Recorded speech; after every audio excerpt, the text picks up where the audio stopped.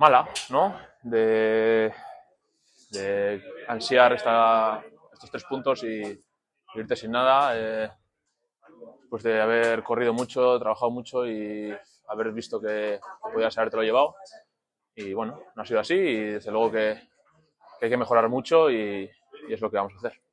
Nos íbamos al descanso con un gol por encima y al final te vas empatando y teniendo que volver a empezar de cero.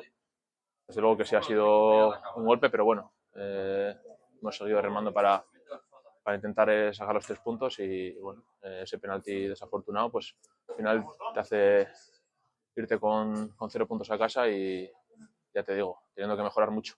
Sí, un partido que nos hace ilusión, intentaremos como siempre ganar y darle una alegría a nuestra gente en San Mamés y luego volver a por la liga que es lo que nos da de comer y donde tenemos que estar fuertes.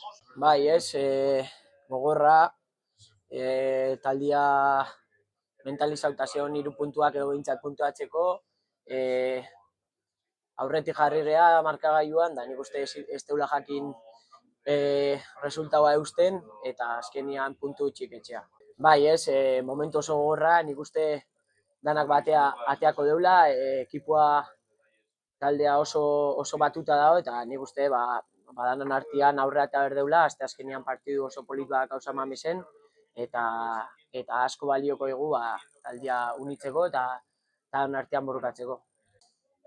Bai, oso pozik, lehenengo titularia diagatik, Erneston konfiantza batik, eta nire lanakin, aukerak eduki ditut, ez dut golik sartu, baina oso pozik, baina aldi berian triste resultatua batik. Bai,